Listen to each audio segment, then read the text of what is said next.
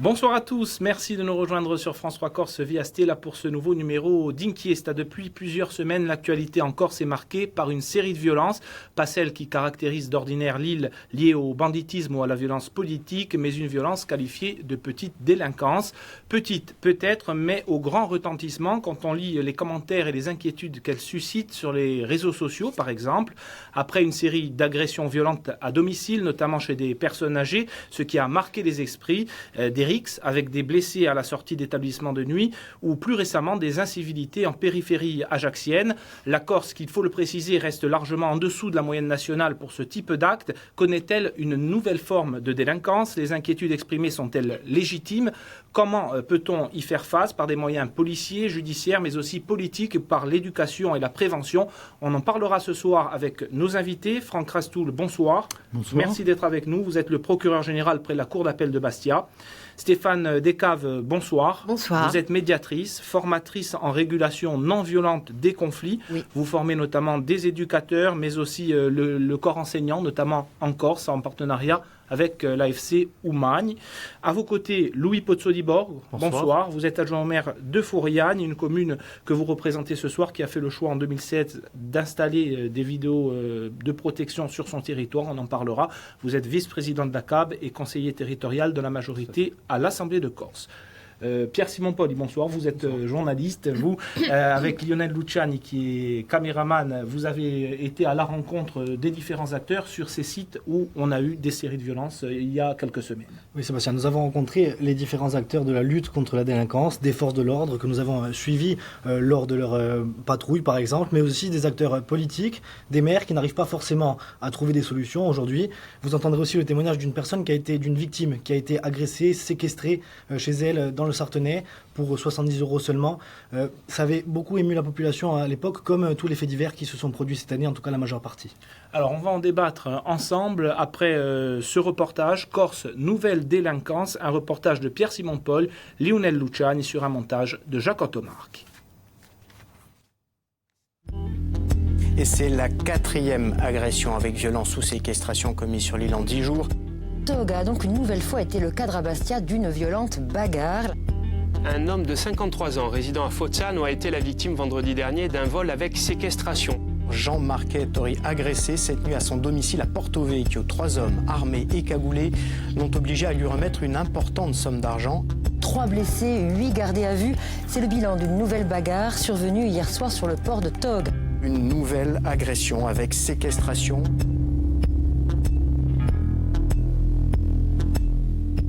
Là, vous avez sorti toutes les commodes. Le 24 septembre dernier, c'est encore choqué et le visage tuméfié que Jean-François Giacomini nous reçoit à son domicile. La veille, pendant la nuit, le commerçant et sa mère de 90 ans ont été agressés alors qu'ils dormaient. Le temps de lever les yeux, et donc qu'est-ce que je vois? Deux cagoules au-dessus de moi, ceux qui tiennent sur la gauche de mon lit. M'assène un coup, ben voilà, le résultat il est sur les yeux. Il me dit voilà, si tu donnes pas l'argent, on va vous tuer, on va tuer ta mère. Frappés violemment, puis ligotés par leurs malfaiteurs pour quelques objets de valeur et 70 € seulement. C'est l'argent, par n'importe quel moyen. L'argent, pour 70 €, elle a presque fait tuer une dame âgée de 92 ans pour 70 €. Depuis le début de l'année, 4 agressions de ce type se sont produites en Corse du Sud. 2 dans le Sartenay et 2 autres dans l'extrême sud. Face à cette accumulation, la population s'émeut et s'inquiète. Depuis plusieurs jours en Corse du Sud, des travailleurs, des commerçants, des gens honnêtes sont attaqués violemment à leur domicile.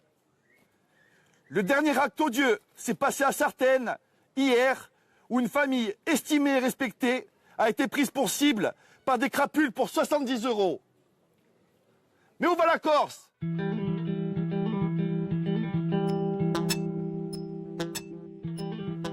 Les enquêtes sur ces 4 faits divers n'ont pas encore abouti.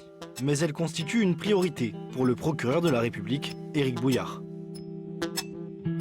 Sans dévoiler quoi que ce soit des enquêtes en cours sur l'extrême sud, on a affaire à 2 équipes qui ont agi, encore une fois, de manière non convenue entre elles, mais simultanée, ce qui a entraîné cet effet de série, auquel, d'abord, par les opérations de prévention, de patrouille, de maîtrise du territoire. Il y a quand même été mis fin, d'une part, et d'autre part, le travail maintenant se fait pour interpeller les auteurs, les traduire devant la justice et les faire condamner. Le parquet d'Ajaccio s'inquiète aussi de cette répétition. Et ce, même si le nombre de vols à main armée baisse chaque année. On a d'abord un chiffre historiquement bas de vols à main armée en Corse, mais 2/3 des vols à main armée ont été commis à domicile depuis le début de l'année 2018. Ça, c'est vraiment un phénomène nouveau, inquiétant, bien évidemment, parce que autant il est facile pour des entreprises de se protéger, de mettre des caméras, de mettre des systèmes d'alarme, autant c'est pas les habitudes des particuliers en Corse. Et puis peut-être aussi, encore une fois, que ça se base sur notre technique de ciblage, peut-être la rumeur, la manière dont on va repérer des gens en fonction de leur âge, de peut-être l'argent qu'ils sont supposés conserver à leur domicile. Et tout cela, encore une fois, rend le travail des enquêteurs, en termes de prévention de ces actes, extrêmement difficile. La Corse a pourtant connu à de multiples reprises par le passé des faits identiques et de nombreux crimes crapuleux.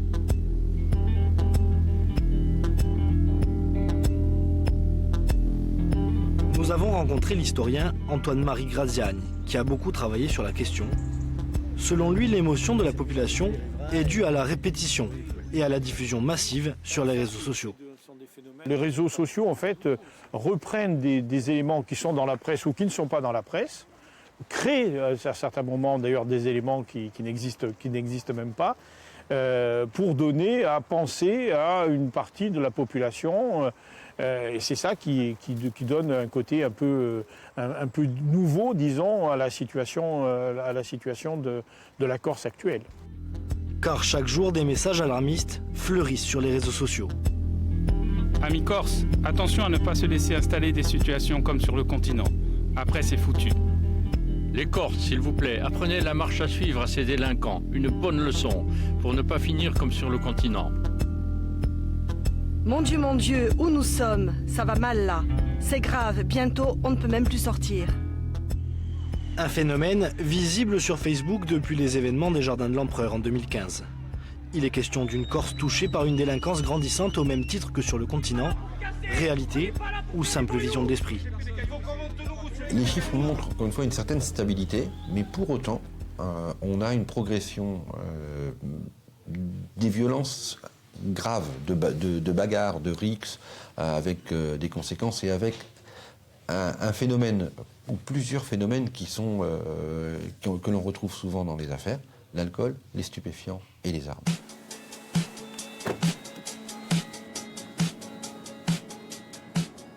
Nous avons embarqué avec une équipe de la brigade anticriminalité de Bastia un vendredi soir. Au bout de quelques minutes de patrouille, la radio annonce une première intervention. Dégradation de véhicules, pas de quoi affoler les officiers. Ouais, bac sur place, contacter des individus. Les fameux individus sont mineurs et écoperont d'un simple rappel à l'ordre. C'est important, surtout pour les gens qui nous appellent, voir que la police est présente quand on est appelé.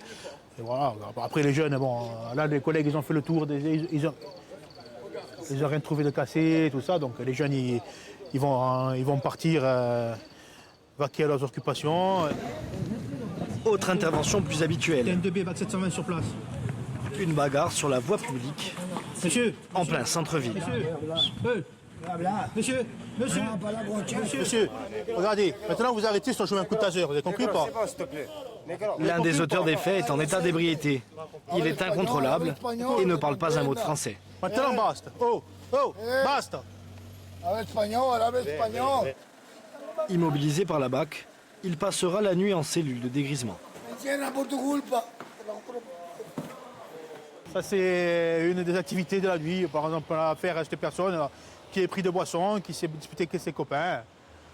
Donc là, il est en ce qu'on appelle l'IPM, l'ivresse publique et manifeste. On ne peut pas le laisser dans la rue comme ça, ni chez lui tout seul, parce que s'il tombe chez lui à la maison, c'est nous qui sommes responsables. Donc les collègues l'ont pris en charge, ils vont le monter à l'hôpital, ils vont faire un certificat et le mettre en dégrisement au commissariat. Ça arrive fréquemment? Souvent. Très souvent. Car si cette nuit est plutôt calme avec seulement 3 interventions, Les soirées bastiaises se sont avérées agitées à de multiples reprises cette année, et principalement sur le port de Tog. Au mois de septembre, le port a été le théâtre de 3 faits divers en une seule et même semaine. Rixes, bagarre générale et même échange de coups de feu devant de nombreux témoins. Après on a vu un mec qui arrive et là il sort un pistolet comme ça. Moi sur le coup je le vois, c'est quoi ça? Il tire 3 fois et c'est à ce moment-là j'ai compris. Je suis parti, je me suis caché sous une table, j'ai fait ce que j'ai pu. 3 affaires en une semaine qui ne seraient pas liées selon le parquet de Bastia. 3 informations judiciaires ont été ouvertes. En tout état de cause, elles sont atypiques, ces affaires de violence. D'abord parce qu'elles se sont, celles auxquelles vous faites allusion, elles ont été commises dans un temps extrêmement rapproché, donc ça met une espèce de focus sur ce secteur-là. Elles sont atypiques par rapport au nombre de personnes qui ont été impliquées. En ce qui concerne l'une des affaires survenues donc, sur le secteur de Toga, il y avait 50 à 100 assaillants qui étaient décrits par les témoins qui ont été entendus. C'est particulièrement atypique. Elles ont été atypiques aussi parfois par rapport aux blessures qui ont été occasionnées aux victimes. Et elles ont été atypiques aussi pour certaines d'entre elles par rapport à la qualité des victimes, puisqu'il y avait parfois, sur certains de ces faits, des policiers et des pompiers qui étaient eux-mêmes pris à partie, alors même qu'ils intervenaient sur ce secteur-là. Face à ces incidents à répétition, la directrice départementale de la sécurité publique a renforcé les moyens sur place. La présence policière sur le port de Tog, elle est multiforme. C'est être présent pour rassurer les gens qui viennent faire la fête, qui n'ont rien à se reprocher, pour qui ça va bien se passer. C'est envoyer un signal fort en disant que la police est présente. Donc si ça dégénère, on est en capacité de répondre assez rapidement.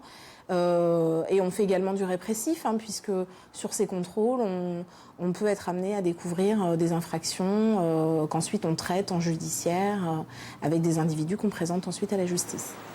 Des contrôles policiers ont lieu chaque soir, tous les week-ends, dès 23h aux abords du port de Tog. Bonsoir, mesdemoiselles. Contrôle de police, pour les 4 pieds du véhicule, s'il vous plaît, ainsi que votre permis de conduire. En vrai, on est bon. Des moyens de prévention et d'action plus importants. Au mois de septembre, 2 officiers se sont retrouvés au milieu d'une rixe, réunissant une 50aine de personnes, une foule plutôt hostile aux policiers. On a dû notre salut, on va dire, notamment et malheureusement à l'usage de gaz lacrymogène pour pouvoir évacuer le port de Tog. Et comme on craignait, peu après, une demi-heure après environ, les gens sont montés au CHB pour de nouveau en découdre au CHB. Comme malheureusement c'est de coutume, lorsqu'il y a des blessés d'un côté et de l'autre, ils sont prêts à aller régler leur compte jusqu'à l'hôpital, aux urgences.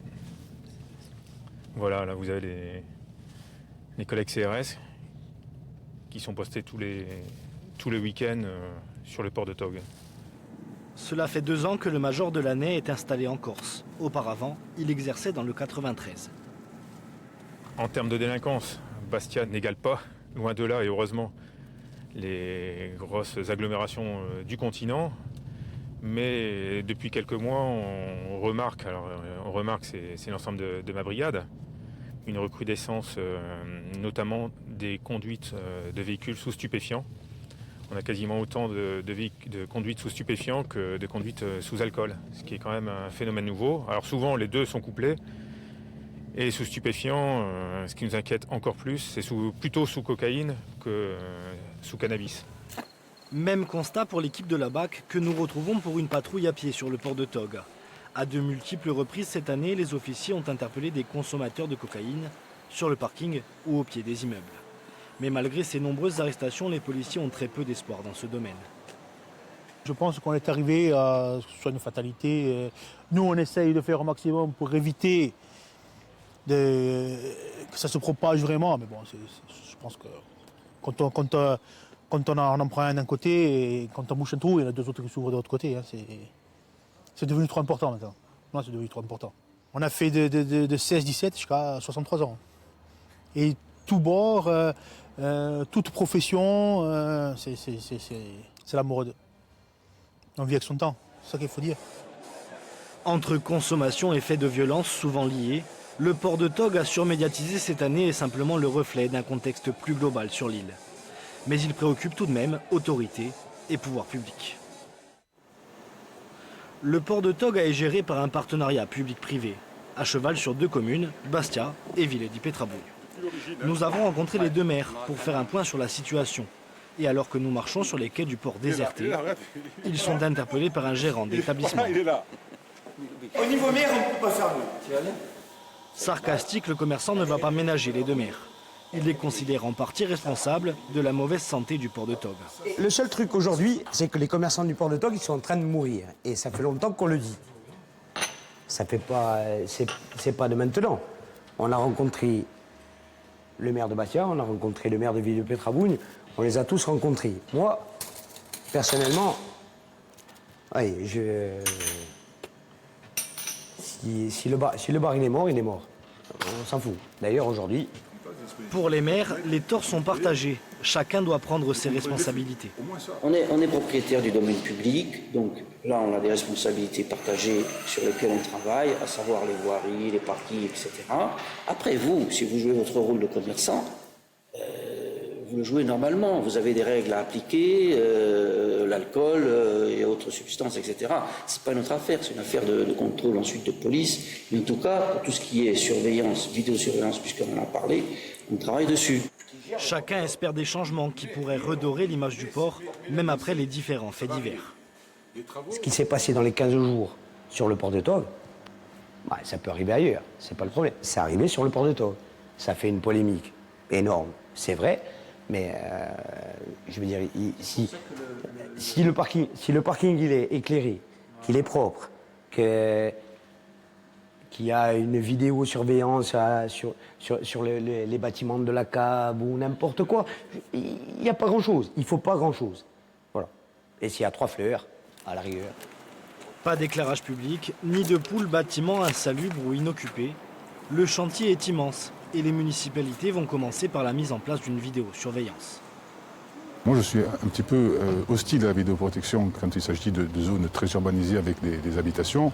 Mais là, en l'occurrence, c'est un endroit où il n'y a pas d'habitation, il n'y a que des bureaux et des commerces et des bateaux et des quais. Donc, je pense que c'est un endroit très propice pour la mise en place de la vidéoprotection. Pour l'heure, les politiques publiques semblent inefficaces pour maîtriser une nouvelle délinquance présente sur l'île. Peu de communes sont épargnées, et plus particulièrement dans le périurbain.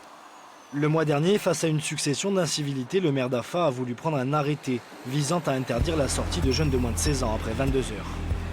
Une mesure extrême, mais aussi un symbole.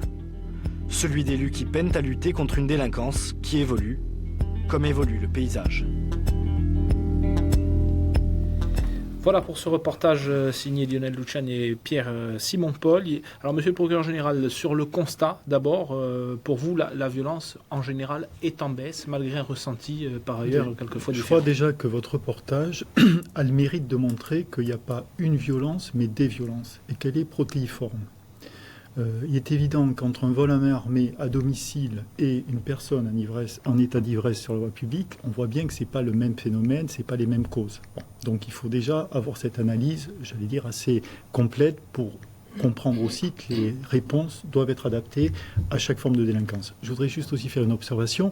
Vous avez dit il y a la petite, la moyenne et la grande délinquance. Pour une victime, il n'y a pas de différence. Il faut intégrer qu'évidemment, et c'est normal et légitime, pour une victime, toute délinquance est insupportable. Mais il faut aussi être capable de voir quelles sont les causes de ces délinquances et ce ne sont pas les mêmes. Et je réponds juste à votre question sur les éléments statistiques.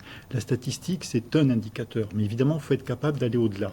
Et donc, il ne faut pas nier qu'il y ait effectivement des actes de délinquance graves. Je voudrais juste dire que face à ces actes de délinquance graves, vous avez une mobilisation totale des services de police, des services de gendarmerie et, comme vous l'avez vu, des 2 procureurs de Bastia et d'Ajaccio pour apporter évidemment toutes les réponses judiciaires qui s'imposent. Mais c'est pour ça que tout à fait intéressant d'en débattre ce soir.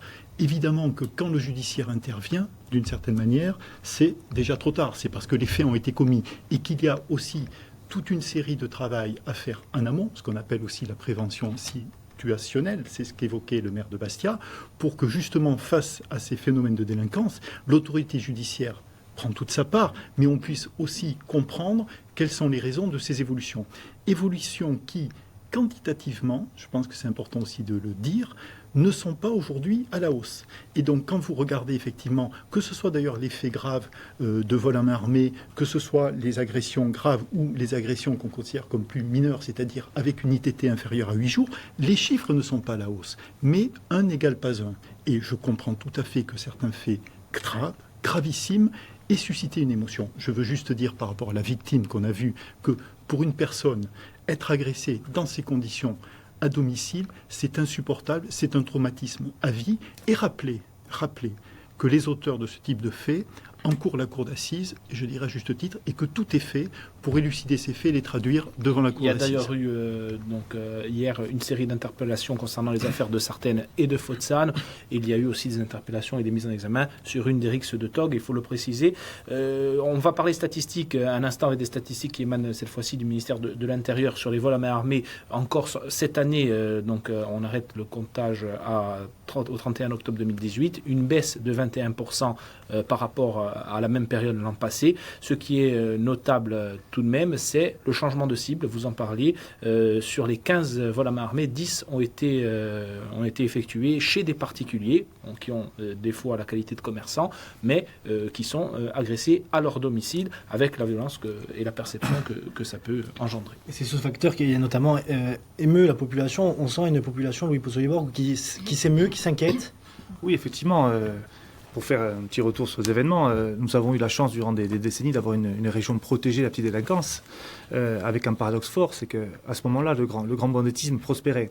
Mais effectivement, un grand banditisme qui touchait une certaine catégorie de population, et donc peut-être, je dirais, la grande majorité de la population qui n'était pas impactée par ce genre d'événements. Aujourd'hui, des faits graves, on l'a dit, des homejacking, des carjacking, qui nous rapprochent effectivement, mais je n'aime pas trop la comparaison avec ce qui se passe sur le continent, sauf qu'aujourd'hui, il faut appréhender, il faut accepter la situation qui est la nôtre. Quand je dis accepter, ce n'est pas une acceptation qui vaudrait, je dirais, résignation, comme j'ai pu l'entendre dans le reportage.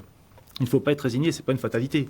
Aujourd'hui, nous, pouvoir public, les élus, devons apporter une vraie réponse, une bonne réponse, effectivement, en prenant en compte ce qui s'est passé ailleurs et en ne commettant pas les mêmes erreurs. Alors Stéphane Descaves, votre vision extérieure, même si depuis 4 ans vous travaillez en Corse à la formation, oui. Sur cette réaction notamment de la population et cette perception de ce qui a été décrit dans le reportage. Eh bien, alors tout d'abord, je voudrais enchaîner sur vos propos, puisque il m'apparaît qu'effectivement, quand on a été victime, il n'y a rien de plus sécurisant que d'obtenir réparation via la justice. Et dans une approche non violente, effectivement, ça me paraît très important et très sécurisant de se sentir dans un état dont la police et la justice peuvent faire œuvre de réparation. Ça, c'est quelque chose de très important. Je voudrais aussi remettre en perspective, par rapport à la comparaison par rapport au continent, ce que j'observe, moi, c'est que résolument, dans les stages réguliers que j'ai donnés depuis 4 ans en Corse, écoutez, vous êtes plutôt moins exposés à ces phénomènes de violence. Ça m'apparaît très clair. Et ce qui m'interpelle également, c'est peut-être la question, mais pourquoi ça a mis 30 ans à traverser la Méditerranée ? C'est-à-dire peut-être que au sein de la société corse, vous avez encore, même si vous commenciez à ressentir certains effets, des sortes de filets de sécurité qui vous permettent quand même encore de résister à des déferlements de violence tels que ceux qu'on peut voir notamment dans le 93, puisque ça a été cité dans le reportage. Ça pourrait être cette capacité à s'indigner ou notamment la structure familiale qui reste encore prégnante ici. Alors effectivement, je ne suis pas corse et je ne suis pas une experte de la société corse, mais effectivement je vois ces filets de sécurité via la famille, via les valeurs, via aussi un territoire qui, et c'est très positif dans ma bouche, est resté rural, qui n'est pas encore totalement envahi par le béton. Et ça, malgré les choses du modernisme qui arrivent, on en parlera peut-être plus tard, ça vous permet quand même d'avoir, à mon avis, des filets de sécurité importants. Monsieur le procureur général, cette émotion de la population, est-ce qu'elle facilite le travail des enquêteurs ? Écoutez, moi je crois que là aussi il faut sortir peut-être des archétypes et effectivement la population est tout à fait mobilisée, réactive et au soutien évidemment des enquêteurs quand il s'agit d'élucider ce type de fait. Je reviens un peu sur l'aspect corse, si vous le permettez. Je crois que vous avez raison madame de mettre en avant les côtés extrêmement positifs qu'apporte l'insularité, une certaine forme de protection. Mais je pense qu'aussi, il ne faut pas se leurrer, la Corse n'est pas non plus à l'abri de tous les phénomènes. Il y avait beaucoup de choses dans votre reportage, mais Je pense qu'il faut comprendre que la violence, elle a plusieurs causes. Et que notamment, et là vous le savez aussi, il y a une mobilisation particulièrement forte des services d'enquête, des services judiciaires concernant les trafics de stupéfiants. Vous évoquiez, je ne vais pas rentrer évidemment dans le détail des procédures en cours, mais des faits extrêmement graves de violence contre les personnes. Il y a aussi des trafics de stupéfiants, vous le savez, qui ont été mis à jour et qui ont fait l'objet de poursuites extrêmement fermes et de saisies très importantes. Donc, si vous voulez, on peut toujours disserter sans fin en disant oui, mais il y a plus de procédures, donc c'est que ça va plus mal. Non, il y a juste, si vous voulez, une réaction. Alors, c'est tout à fait heureux, bien sûr, de toute la société, c'est-à-dire, c'est évidemment les élus locaux qui ont un rôle majeur à jouer. Vous êtes formatrice en non-violence. Je dois dire que je préfère les formateurs en non-violence que les formateurs en violence. Donc, on voit bien que c'est un travail collectif qu'il faut mener et qu'évidemment les autorités judiciaires, pour la part qui leur reviennent, sont extrêmement mobilisées. Et moi, je me félicite, et ça doit quand même être dit, des résultats obtenus de la part des services spécialisés dans la lutte contre les trafics de stupéfiants. Mais c'est une vraie source de préoccupation parce qu'évidemment, on voit bien qu'il y a un développement objectif. Il ne s'agit pas non plus de ne pas dire les choses. Donc, de l'implantation, de la consommation de stupéfiants encore. Donc, il faut aussi travailler. Dans un deuxième temps, une autre forme de délinquance pour s'acheter une dose ou pour on a recours à un cambriolage ou à un braquage. C'est bien que les trafics de stupéfiants sont générateurs d'autres faits de délinquance, notamment de faits de violence, notamment d'agression. Donc il ne faut pas, si vous voulez, je pense, je voyais dans votre reportage qu'on parlait du 93, enfin je ne dirais pas une référence, mais enfin, si vous voulez, il faut raison garder. Encore une fois, je ne stigmatise aucun lieu, mais c'est vrai que ça serait une erreur aujourd'hui que ceux qui nous regardent pensent que Bastia ou Ajaccio, c'est les banlieues nord de Marseille. J'ai rien contre les banlieues nord de Marseille, mais c'est pas ça la réalité, ou les banlieues parisiennes. Nous ne sommes pas aujourd'hui dans cet état. Mais nous devons être vigilants tous collectivement, et au niveau notamment, si vous voulez, des services judiciaires, pour traiter les phénomènes de délinquance qui émergent. Et qui émergent avec certains d'entre eux une vraie préoccupation, parce que on parlait, encore une fois, je ne vais pas rentrer dans le détail des affaires, mais des événements qui se sont commis au port de Tog, coup sur 2 week-ends. Quand on regarde, c'est ce que disait à juste titre la procureure de Bastia, ce sont des événements différents, les deux affaires. Mais évidemment qu'elles marquent l'imaginaire collectif localement, parce qu'on se dit, qu'est-ce qui est en train de se passer? Donc, il y a aussi là un travail, et c'est important de le dire, de partenariat très fort à mener avec les municipalités. C'est tout le débat sur la vidéoprotection, mais également, je veux le dire, avec l'autorité préfectorale, et qui prend, vous le savez aussi, toute sa part avec des fermetures administratives. Je veux juste dire que traiter la violence, c'est évidemment la traiter au plan judiciaire, mais c'est la traiter aussi de manière convergente. Alors, vous parliez d'une perception qui est des fois erronée. Est-ce qu'elle est liée aussi aux réseaux sociaux, Stéphane Descaves? On disait que ça peut entraîner, on entendait cet historien Antoine-Marie Graziani dans le reportage dire des fois des fake news, ce qu'on appelle des faits qui n'ont pas existé, ou alors donner une proportion bien plus importante par rapport à la réalité. Alors effectivement, du point de vue de l'approche non violente, un des premiers points sur lesquels on commence à travailler en stage avec les personnes, que ce soit d'ailleurs dans des formations d'une journée tout public ou plus poussées jusqu'à 5 journées, c'est bien gentil d'avoir une définition de la violence, elle peut être complexe, multiple, mais ce qui est d'abord et avant tout important, c'est la manière dont les gens perçoivent la violence. Ça, c'est tout à fait important parce que quand on commence à travailler sur un conflit pour essayer de dénouer les problèmes et de voir les solutions qu'ils peuvent apporter, on se rend compte que différentes personnes n'ont pas la même perception de la violence. Pour enchaîner sur la question des réseaux sociaux, il est évident que quand je peux être fascinée, j'ai envie de dire vampirisée par mon écran et par quelque chose qui est totalement virtuel, eh bien je peux avoir la sensation que le mot que je viens d'écrire, qui peut être par exemple une insulte, peut ne pas être si grave. Et effectivement, quand je suis l'objet de ce mot-là ou de cette insulte, ça peut être absolument la fin du monde pour moi. Donc il y a des questions effectivement d'amplificateurs. Ça c'est tout à fait clair. Ce que je veux dire peut-être sur les réseaux sociaux qui me semble particulièrement dangereux et important, c'est que nous, dans notre approche non violente, on travaille beaucoup sur la question des émotions. Et on entend bien, y compris dans votre reportage, combien la peur peut être génératrice de surenchère, j'ai envie de dire, et de réponses et de tentations de répondre. Quand je suis sur un écran, j'oublie mon corps. Or, dans une approche non violente, pour parvenir à rester calme, y compris dans un instant de crise, y compris pendant une agression, on sait très bien que les messages qui nous sont envoyés par notre propre corps sont fondamentaux pour savoir comment réagir, comment apaiser la situation, comment ne pas renvoyer le coup d'œil assassin qui va faire que je vais me prendre un vrai coup. Et donc, ces réseaux sociaux, moi, me semblent très dangereux parce que quand on est vampirisé, happé par cet écran, on perd le corps, on perd la sensation du corps. Une notion de virtualité, en fait. Et vous nous expliquerez un peu plus tard, le concept de non-violence, ce n'est pas aussi le fait de ne pas répondre ou d'être fataliste, c'est avoir une réponse adaptée. Louis Pozzotti-Borgo, vous êtes particulièrement touché par un autre phénomène qui peut être aussi générateur de violence, c'est l'aménagement du territoire. On a vu des villages, je pense à Fouriane et à Borgo, devenir des villes en l'espace de 15 ans. Vous avez triplé votre population. Un aménagement, vous êtes adjoint à l'urbanisme, bon, vous n'êtes pas responsable de tout, mais on a déjà vu mieux. C'est-à-dire qu'il faut créer du lien. Comment on répond à ce niveau-là ? Non, complètement. Nous sommes aujourd'hui, je dirais, victimes de notre héritage, puisque nous avons un modèle urbanistique qui, à mon sens, ne répond plus à la complexité de la société actuelle. Donc je m'entends, c'est qu'aujourd'hui, vous avez les agglomérations, et en périphérie sont développés ce qu'on appelait à l'époque des villages. Effectivement, Fouriane était sur le Piémont, un village perché sur les hauteurs, qui aujourd'hui est une ville de plus de 6 000 habitants, avec un développement, je dirais, non maîtrisé et uniquement axé sur du logement. Donc on a créé des cités dortoirs. Dans ces cités dortoirs, l'offre culturelle, sportive, en termes d'aménagement, city-stade ou autre, destinée à notre jeunesse est quasiment inexistante.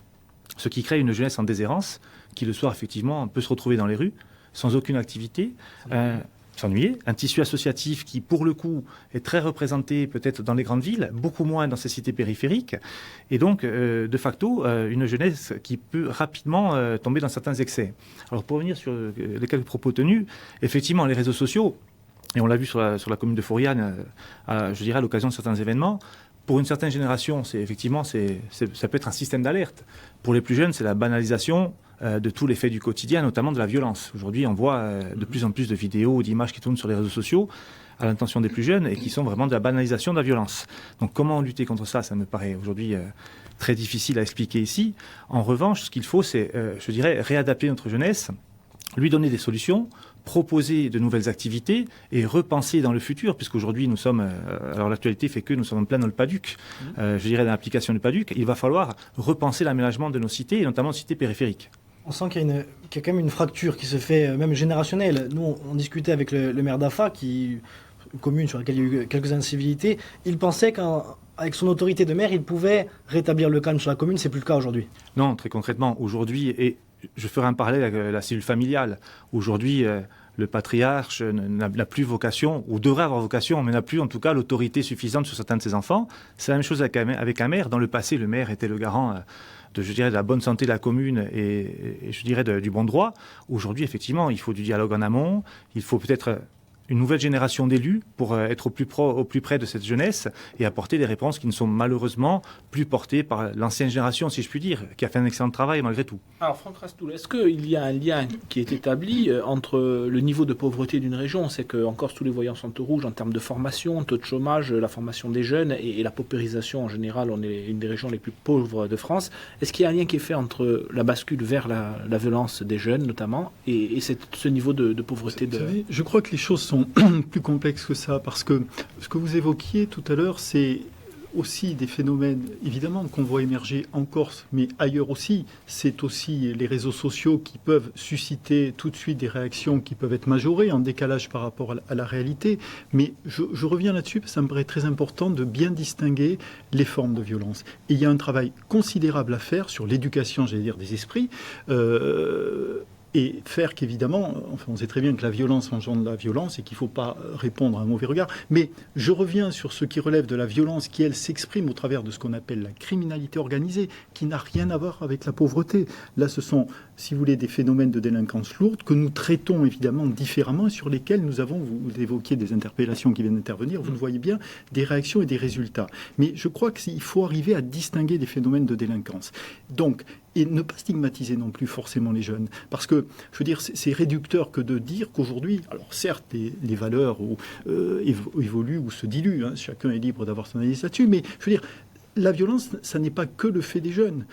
C'est une société qui, c'est vrai, en Corse, mais ailleurs, me semble-t-il, enfin, je ne vais pas revenir à l'actualité nationale plus généralement, mais à un moment donné, effectivement, sort des clous j'allais dire, de la loi et basculent dans la violence. Vous savez, c'est Sartre qui disait que la violence, quelle qu'en soit la forme, est toujours un échec. Et je crois que c'est important de faire comprendre que ceux qui basculent dans la violence, déjà, sont un échec eux-mêmes, mais c'est un échec aussi de toute la société. Est-ce qu'il y a une spécificité corse pour des phénomènes aujourd'hui de violence qui seraient propres aux jeunes, entre guillemets, corses? Non.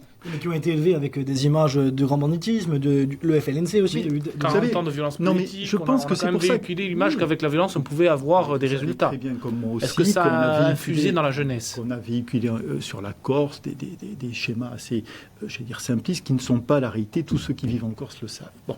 Mais ce que je veux dire par là, c'est que je ne vois pas le rapport. Pardon, je ne veux pas rentrer dans le détail des affaires, mais entre ce qui se produit à Tog, des affaires qu'on évoquait à Tog, et ce que vous évoquiez comme étant une culture des armes liée à un tout autre terreau. Ça n'a rien à voir, à mon avis. Donc je pense que c'est... Pardon, vous me demandez, je vous réponds. Je pense que c'est réducteur que de dire qu'aujourd'hui, les phénomènes d'incivilité ou de violence qui peuvent frapper notamment, mais pas exclusivement, la jeunesse, seraient la conséquence de cela. Je crois que c'est distinct, c'est une évolution de la société en Corse comme ailleurs. Stéphane Descaves, sur cette société de plus en plus violente, c'est-à-dire que nos enfants grandissent à travers des jeux vidéo, des séries, des comportements scolaires qui sont de plus en plus violents. C'est évidemment une des causes. Une des causes. Qu'est-ce que vous entendez par là? Est-ce qu'il s'agit de stigmatiser la jeunesse? Qu'est-ce que vous voulez dire exactement? Est-ce qu'il faut revoir, y compris lorsqu'on parle à nos enfants, lorsqu'on a un comportement éducatif, est-ce qu'on a les bonnes clés pour éviter qu'ils reproduisent des comportements violents? Alors, bon, effectivement, je voudrais revenir sur effectivement le fait que la violence est toujours un échec, œil pour œil, dent pour dent, et le monde finira aveugle. Donc, effectivement, en tant que parent, je peux peut-être avoir un discours très peut-être agressif vis-à-vis de mon enfant, ou je ne sais pas. Enfin, c'est peut-être à moi, en tant que parent, en tant qu'adulte, ou en tant qu'enseignant. Enfin, vous semblez poser la responsabilité sur les parents. Peut-être c'est aussi le corps enseignant. Là, on est peut-être en train d'aborder les solutions.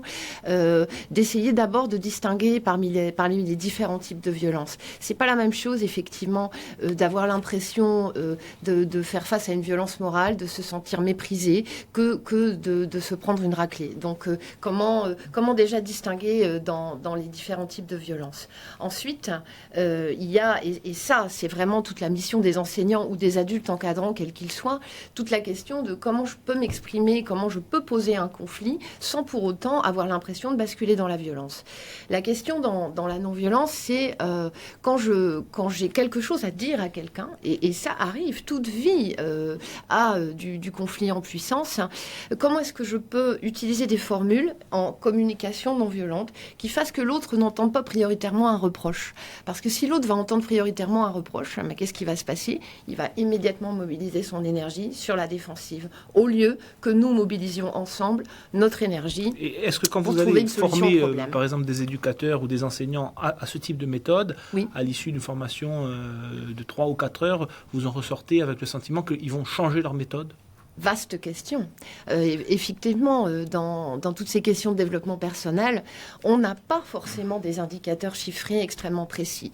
Ce qui, moi, m'apparaît au long des années, ça fait plus de 12 ans que j'exerce ce métier et 4 années encore assez régulièrement, ce qui, moi, m'apparaît, c'est que d'abord les stages sont en plusieurs volets. Quand j'ai deux jours avec les gens et puis que je les retrouve 1 mois et demi après, par exemple, pour 2 jours, spontanément, et c'est tout à fait récurrent. J'ai des gens qui me disent « Je suis très fière de moi, j'ai été capable de ne pas m'énerver dans telle situation ».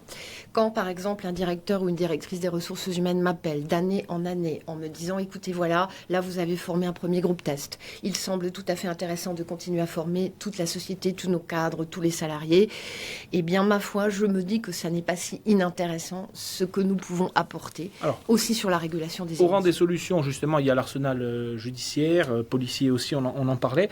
À ce niveau-là, on entend souvent, lors des audiences et des réquisitions, dire en Corse, on est plutôt préservé de ces faits-là, donc on ne veut pas qu'ils se reproduisent, on demande des peines quelquefois bien au-delà de plus sévères que celles qu'on voit dans d'autres régions françaises. Est-ce que c'est, selon vous, la politique pénale? Je ne vais pas être d'accord avec ce que vous venez de dire une fois de plus, mais non, on requiert... Décidément, on n'est pas d'accord. Non, mais oui, mais c'est tout l'intérêt du dialogue. Non, mais on requiert les peines. Quand je dis on, le ministère public, que ce soit à Bastia comme à Ajaccio, qu'on estime devoir requérir en conscience. Les magistrats du ministère public sont des magistrats à part entière et donc ils ne demandent pas des peines qui seraient fantaisistes ou décalées. Moi, je suis très attaché à rappeler des choses. Non, mais la justice en Corse doit passer comme elle doit passer partout. Ni plus ni moins. Non, mais laissez-moi terminer. Avec la même sérénité et le même équilibre. C'est-à-dire que nous répondons à une exigence de réponse sociale, ce que vous évoquiez tout à l'heure, madame, et effectivement, en prenant en compte évidemment 36 paramètres, la gravité des faits et le profil évidemment des personnes qu'on poursuit. Mais ce que je veux dire, c'est que nous n'allons ni minorer ni majorer notre position parce que nous sommes en Corse. La justice en Corse, elle passe ni plus ni moins comme elle passerait sur le... C'est un argument qu'on entend quelquefois en disant on ne veut pas que ça se reproduise, on demande des peines plus sévères. Parce que le trouble social, qui est aussi un des fondements des réquisitions qu'on prend, c'est ça. C'est-à-dire, quelle est la résonance sociale? Ça n'est pas uniquement la résonance sociale qui va graduer le quantum de la peine, mais nous l'intégrons. Et c'est vrai que quand on voit se développer en Corse des trafics de stupéfiants qui ont une dimension que nous ne connaissions pas avant, c'est tout à fait logiquement que nous avons des réquisitions sévères pour endiguer le phénomène. Mais ça n'est pas stigmatisé, si vous voulez, ou décaler nos réquisitions par rapport à ce que ça serait sur le continent. Ce que je veux dire, c'est que sur le continent, dans la même configuration, avec l'émergence d'un phénomène délinquentiel lourd, nous aurions des réquisitions de réaction fortes, ce qui me paraît la moindre des choses. Un peu contre-productif.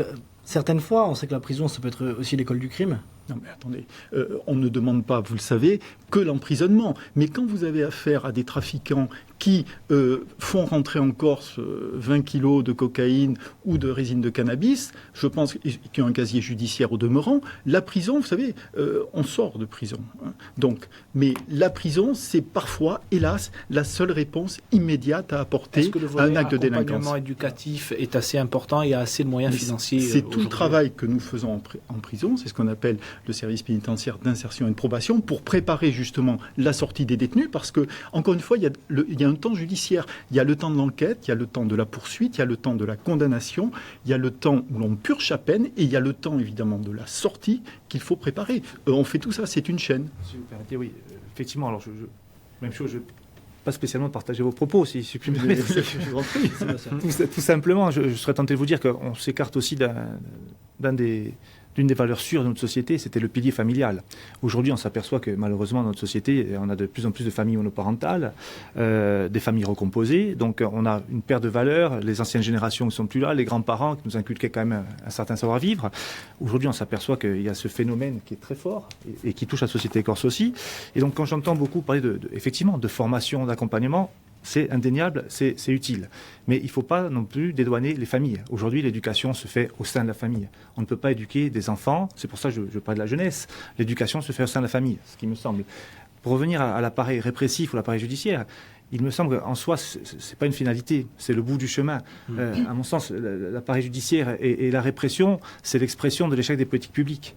C'est-à-dire qu'aujourd'hui, en termes de formation, d'accompagnement, de pédagogie, de réinsertion, lorsqu'on arrive à la case finale, qui est la case prison, qui est nécessaire, qui est aujourd'hui forcément inéluctable pour certains cas, mais avant ça, il y a tout un travail à faire qui parle de la cellule familiale, le milieu associatif, et ensuite tous les acteurs qui peuvent être politiques ou autres. Je voudrais juste vous dire que nous sommes d'accord, donc quand même, parce que vous disiez que nous n'étions pas d'accord. Ça a été d'ailleurs le discours du maire d'Afa ou de l'abbé Constant récemment à Porto-Vecchio qui interpellait les parents en leur demandant comment ils comptaient assumer leur rôle. Il y a d'ailleurs une commission violence, elle a été créée sous la mandature Bouchini Jacob et à l'Assemblée de Corse. Elle continue de vivre. On a aujourd'hui, en préparant cette émission, contacté notamment Laurent Moukiel, qui est sociologue, directeur de recherche au CNRS. Il avait été auditionné dans le cadre de cette commission. Il avait préconisé la création d'un observatoire de la délinquance en Corse. C'est resté lettre morte. Alors on a eu Anne-Laure Santucci qui préside actuellement cette commission. Ils viennent de conclure un travail sur la violence faite aux femmes et ils ouvrent actuellement des auditions sur ce type de délinquance auprès des jeunes. L'actualité, il faudra suivre ces préconisations. Un observatoire, c'est quand même nécessaire pour savoir où on va. Ça paraît indispensable aujourd'hui. Effectivement, il y a des outils à mettre en place. Je dirais les premiers travaux ont été lancés, mais effectivement l'observatoire me paraît une étape très importante et à franchir immédiatement. Alors, on reste sur la dimension politique. Vous avez fait le choix, je le disais, de mettre des caméras de vidéoprotection sur la commune. Est-ce que ça a été efficace en termes de chiffres déjà Alors oui, parfait. Déjà, vidéoprotection, effectivement, et non pas vidéosurveillance, puisqu'on n'est pas là pour surveiller la population, mais c'est bien de la protection. Le terme est important, la sémantique est importante. Un système de vidéoprotection très efficace. Alors, Forial n'a jamais été une cité où la violence était ancrée historiquement. Mais effectivement, un taux, je dirais, d'actes malveillants, des voitures brûlées, des cambriolages. Alors, on n'était pas peu ou pas sujet aux agressions, qui ont diminué de façon drastique. Aujourd'hui, on est sous les moins de 5 actes par an, donc c'est effectivement très faible. Mais nous, on a pris cette approche pédagogique aujourd'hui. C'était pour rassurer la population. Aujourd'hui, on le disait, le rapprochement et le continent, la comparaison ne convient pas. On ne va pas attendre dans une situation désespérée ou de non-retour, un point de non-retour, pour mettre en place des outils. La vidéoprotection est un outil qui sert à tous et aujourd'hui la commune de Forial a fait ce choix. Un fonds de l'État, le FIPD, qui vous a aidé à financer à hauteur de 40% d'investissement complètement. Il faut le faire à Tog, puisque vous êtes aussi vice-président de la CAB, on entendait le maire de Bastia dire oui. Bien sûr, alors je ne m'initierai pas dans les problématiques bastiaises ou de Ville-de-Pétrabougne, mais il me semble que c'est indispensable. Ensuite, population ou pas, la vidéoprotection est au service de tous et ne concerne pas que les commerces. Je pense que c'est un vrai outil aujourd'hui qui permet de faire baisser le taux de criminalité. Vous me permettez juste, j'ajouterais que la vidéoprotection, après c'est très important que chaque élu, évidemment, en fonction des spécificités de sa commune, dose, si vous me permettez l'expression des choses, est quand même très importante d'un point de vue judiciaire, en termes également de preuves. C'est-à-dire que quand on a des faits gravissimes qui sont commis, c'est vrai que dans un certain nombre de situations, les caméras de vidéo nous aident à avancer grandement dans la résolution des affaires et je crois que c'est un objectif qu'on ne peut que partager tous.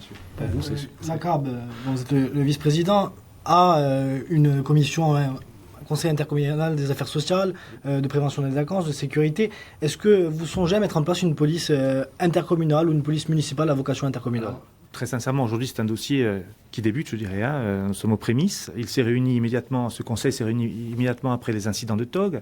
Une veille de tranquillité publique a été créée auprès des administrés, avec les acteurs du port de Tog, pour justement apporter des solutions et faire une vraie étude sur cette problématique. Alors la police intercommunale, aujourd'hui, seule la ville de Bastia est dotée d'une police communale. Donc c'est un vrai débat. C'est un challenge à relever sans doute dans la mandature prochaine. Mais c'est quelque chose dont nous allons parler rapidement, effectivement. Surtout, vous êtes en cohabitation à la CAB avec le président. Donc, pour vous, avec l'AFC Oumagne et donc ce message qui est véhiculé, celui de la non-violence, expliquez-nous rapidement le concept de cette non-violence et votre travail en collaboration avec l'AFC Oumagne. Oui, alors je voudrais juste revenir, si vous permettez, sur la question d'un outil. Voilà, les caméras sont un outil de même que les réseaux sociaux et on sait très bien qu'un outil, c'est le pire et le meilleur. Et comme vous disiez tout à l'heure, la question de la conscience, c'est ce qui est déterminant. Les outils, on peut leur faire dire absolument ce qu'on veut. La non-violence, vaste débat. Ça n'est en aucun cas les petites fleurs bleues, le sourire béat et les petits oiseaux. Il y a des exemples célèbres, les Gandhi, les Mandela, etc. Dans l'échelon personnel et à l'échelon familial, ça peut consister à s'interroger, comme je le disais tout à l'heure, sur comment je régule une émotion. Tout d'un coup, j'ai envie de m'emporter. Comment est-ce que je peux faire pour réguler mon émotion et ensuite arriver à expliquer ce que je veux dire. C'est également apprendre à décrypter une situation et bien distinguer le déclencheur de ma mauvaise humeur avec la cause réelle d'un conflit, par exemple. C'est aussi s'interroger à un stade plus avancé sur la question des préjugés. Oumani, puisque vous en parlez, je tiens quand même à saluer leur exceptionnel engagement sur ce territoire et pas seulement et partout en France et même en Suisse. Depuis 2011, je tiens quand même à préciser qu'ils ont sensibilisé 55 000 personnes sur cette question de la non-violence. Et Jean-François Bernardini, entre autres, qui est son charismatique président, a pour sa part depuis 5 ans donné 400 conférences, pareil, partout sur le territoire. Alors, il y a un autre outil, Pierre, je ne sais pas si vous avez ça, mais ce sont les commissions locales de sécurité. Il en existe 3 en Corse, à Bastia, à Ajaccio et à Porto-Vecchio. Donc, on associe les élus, la justice et la police. Est-ce que ça a un réel effet positif en termes de prévention ? Bien sûr. Et que font ces commissions ? Je crois que l'émission, d'ailleurs, en ce moment même le montre. On ne peut pas traiter séparément de la violence. C'est-à-dire que le judiciaire doit prendre toute sa part et on est mobilisé, vous le savez, pour ce faire. Mais évidemment, les élus aussi. L'autorité préfectorale, c'est pour ça que je prenais l'exemple aussi des fermetures administratives. Moi, je reprends votre expression. On a une succession d'outils. Voilà. Comment les utilise-t-on au mieux, de manière consensuelle, pour avancer sur ce phénomène ? Donc, c'est ce type de commission. Il y a aussi, alors là, on est plus dans la sphère, j'allais dire, étatique, les états-majors de sécurité, qui réunissent aussi les procureurs et les préfets. Tous ces lieux sont fondamentaux pour travailler, évidemment, sur, je reprends votre expression, la répression, mais la prévention. Je veux dire qu'on ne peut pas dissocier, là aussi, prévention et répression. Et la prévention, c'est l'affaire des maires, c'est l'affaire évidemment des préfets, c'est l'affaire des procureurs aussi. Donc moi, je ne peux que saluer ce qui se fait. Il me semble, très honnêtement, qu'en Corse, il y a une dynamique réelle, chacun à sa place, qui est aujourd'hui en place pour répondre, comme la population est en train d'attendre, à ce phénomène de violence dont je voudrais qu'on prenne la juste mesure sans le majorer ni minorer. Je crois que c'est important. Encore faut-il y mettre les moyens. À la CAB, par exemple, le Conseil intercommunal de sécurité et de prévention de la délinquance, c'est 2 000 € de budget. Paraît-il. Oui, effectivement, nous avons un budget assez limité pour l'heure, un manque de moyens humains, mais comme je vous disais, à la suite des événements de TOG, c'est un dossier qui va être un dossier émergent dès l'année prochaine et des moyens y seront consacrés. Mais pour revenir à ce que vous disiez, effectivement, on ne peut pas décorréler pouvoir judiciaire, les maires, les associations. Aujourd'hui, le travail doit se faire main dans la main. Il est impensable et impossible d'avancer seul sur un tel dossier, sur un tel sujet. Pourquoi les maires sont très investis, peut-être en Corse plus qu'ailleurs? Parce qu'il y a une vraie appropriation du territoire. Souvent, c'est des gens qui sont nés, proximité à la population. Donc, et c'est un vrai plus. Et il faut se servir de ce phénomène. Stéphane Descades, pour conclure, peut-être un mot. Alors, vous êtes plutôt dans la positive attitude. Vous avez un mot de conclusion avec. Oui, ce que je voulais dire, je voulais terminer d'expliquer ce que c'est que la non-violence. Je voulais dire à quel point avoir une attitude non-violente, une réaction non-violente, c'est avoir une attitude active. On fabrique la paix, et je crois d'ailleurs qu'ici en Corse, vous avez des fabricants de paix depuis des traditions, depuis plusieurs siècles. On fabrique une attitude de paix, et aussi non seulement être actif, mais aussi être créatif. C'est-à-dire qu'arriver à trouver une solution, c'est aussi arriver à inventer une solution. Et ça, je crois beaucoup à ça. C'est la responsabilité. Pour conclure, donc un niveau de délinquance qui n'a rien de comparable avec des cités beaucoup plus... Voilà, un niveau de délinquance qui reste maîtrisé, mais sur lequel nous avons certains clignotants rouges, pour reprendre cette expression, et sur lesquels donc, nous sommes mobilisés en réponse, avec objectivement des résultats, mais je reprends votre expression, fabriquons enfin la justice et la paix, évidemment, tous ensemble. Et la tradition des pagirs à laquelle vous faisiez allusion.